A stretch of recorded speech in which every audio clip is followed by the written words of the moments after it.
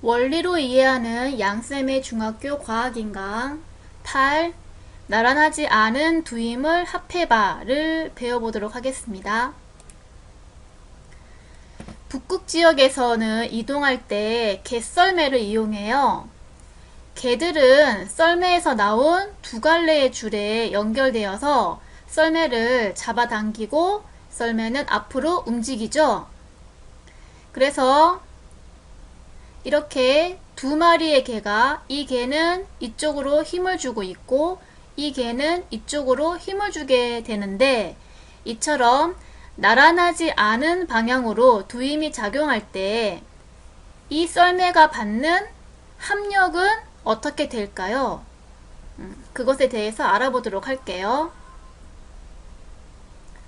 자, 나란하지 않은 방향으로 작용하는 두 힘의 합력을 구하는 방법을 실험을 통해서 알아보겠습니다. 이번 시간에는 나란하지 않게 작용하는 두 힘의 합력을 구하겠습니다. 앞정 두 개로 고무줄을 고정시킨 후에 고무줄을 늘릴 임의의 위치에 점 P를 표시하고 점 P 위에 각도기에 0점을 맞춰요.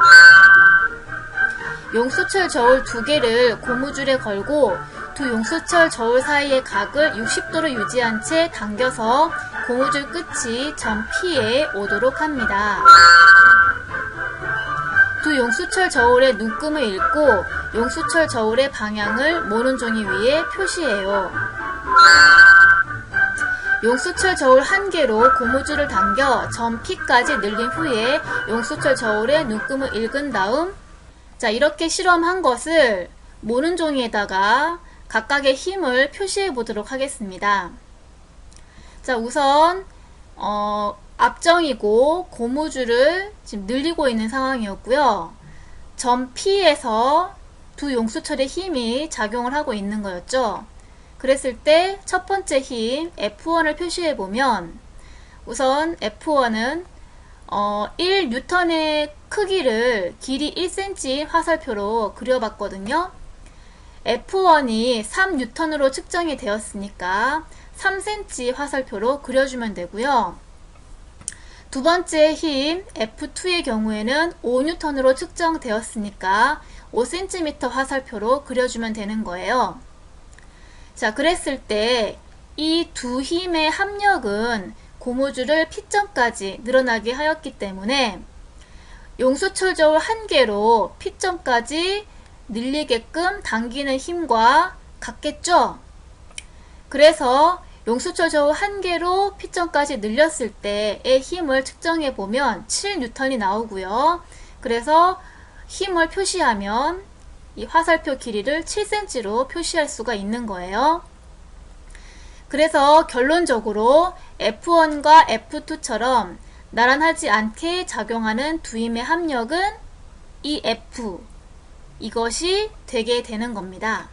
그래서 나란하지 않게 작용하는 두 힘을 합성하는 방법은 두 힘을 이웃한 두 변으로 하는 평행사변형을 그렸을 때 합력이 평행사변형의 대각선이 바로 두 힘의 합력이 된다는 거죠.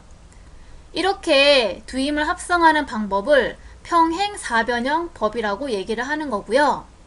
이때 합력의 크기는 평행사변형 대각선의 길이가 되고요. 그래서 7cm니까 합력이 7N이라고 되는 거였죠. 그리고 합력의 방향은 평행사변형 대각선의 이 방향, 이 합력의 방향이 되어서 결국 고무줄이 이쪽 방향으로 합력의 방향으로 늘어나게 되는 거였죠. 자, 그러면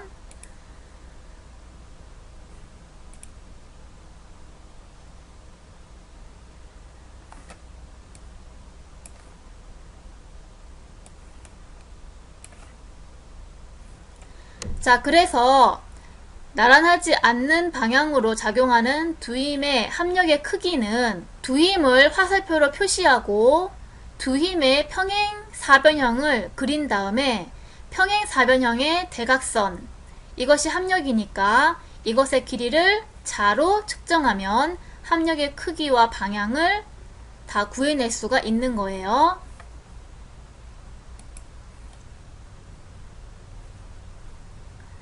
자, 그러면 힘의 합력 구하는 것을 가상실험으로 해보도록 할게요.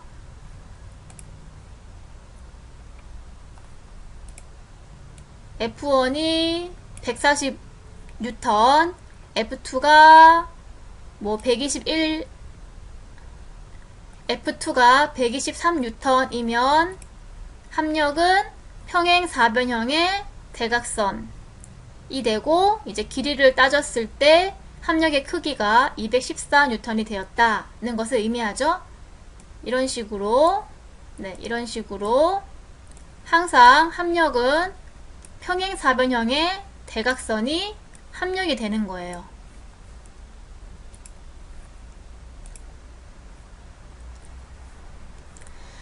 자, 그러면 나란하지 않게 작용하는 두 힘의 합력을 구해보도록 할게요.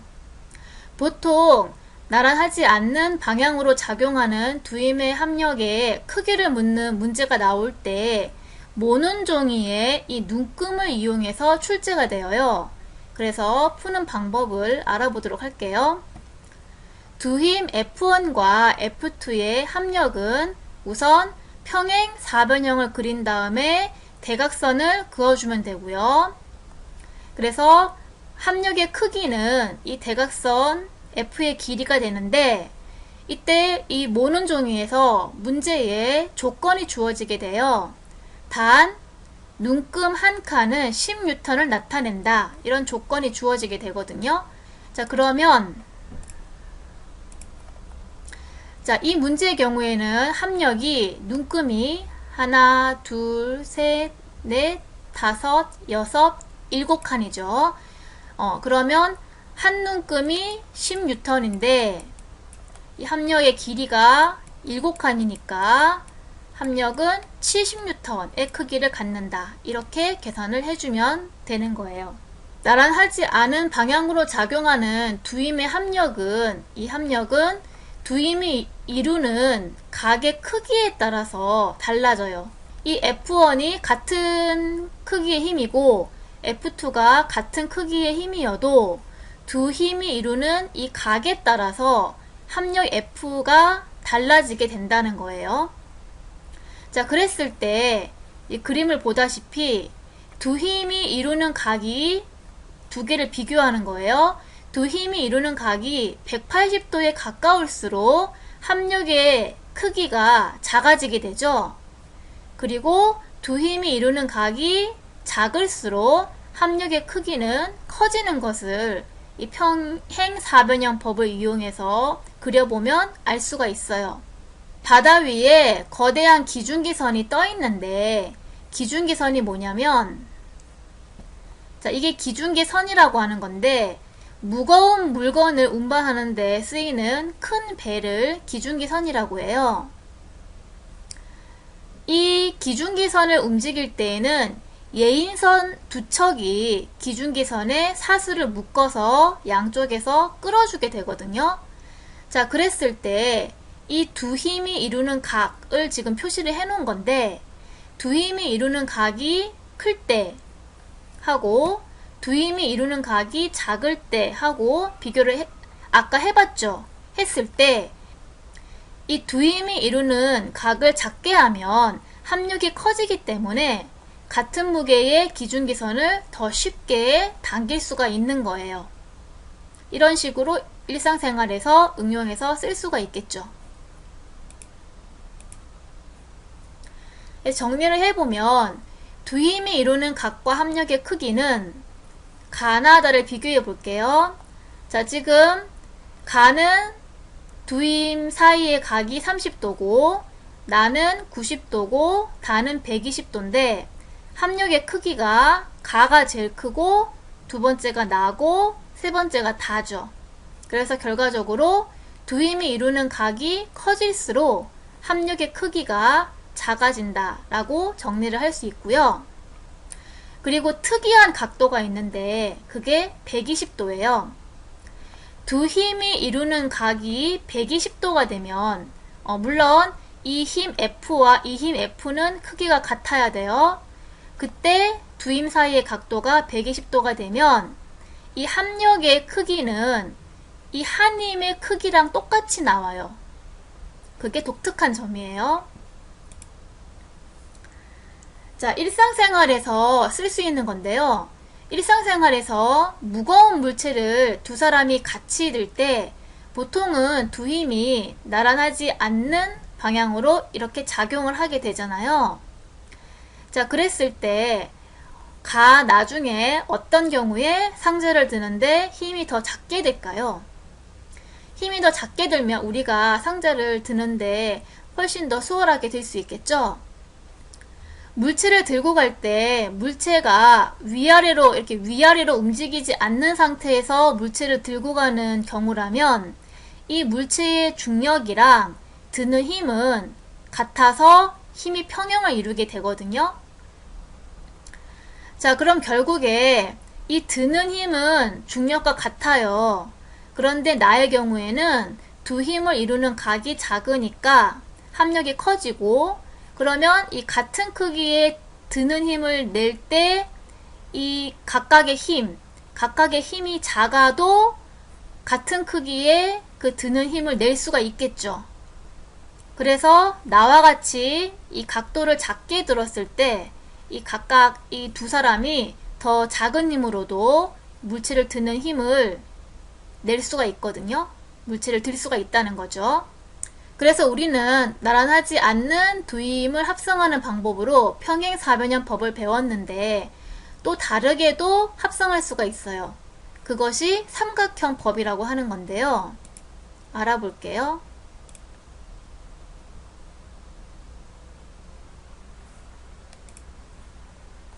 자, 두 힘이 있을 때, 두 힘을 화살표로 표시를 하고요. F1의 끝점으로 F2를 평행 이동시킵니다. F1의 시작점에서 F2의 끝점을 연결합니다. 이때 합력의 크기는 파란 화살표의 길이가 되고 합력의 방향은 파란 화살표의 방향이 됩니다. 그래서 결과적으로 합력을 구할 때 삼각형을 이루게 되죠. 그래서 이런 방법을 삼각형법이라고 얘기하는 거예요. 나란하지 않는 세 힘 이상을 합성할 수도 있어요. 자, 그런 방법을 다각형법이라고 하는데 이거는 삼각형법이랑 쓰는 방법이 똑같아요.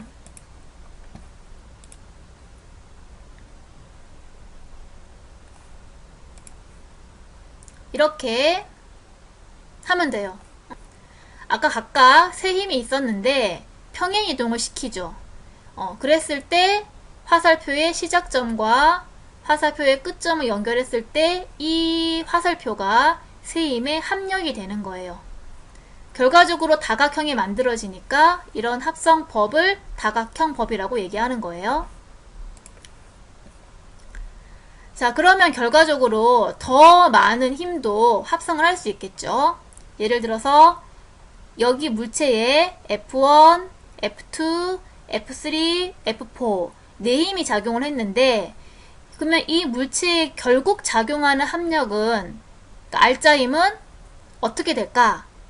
라고 하는 걸 알고 싶으면 F2를 평행 이동시키고 F3를 평행 이동시키고 F4를 평행 이동을 시킨 다음에 F1의 화살표 그 시작점과 마지막 F4의 화살표 끝점을 쭉 연결하면 이 화살표가 네 힘의 합력이 돼요. 그러면 이 물체는 결과적으로 이 합력을 받아서 움직일 수 있게 되는 거예요. 자, 이렇게 수업을 마치도록 하겠습니다.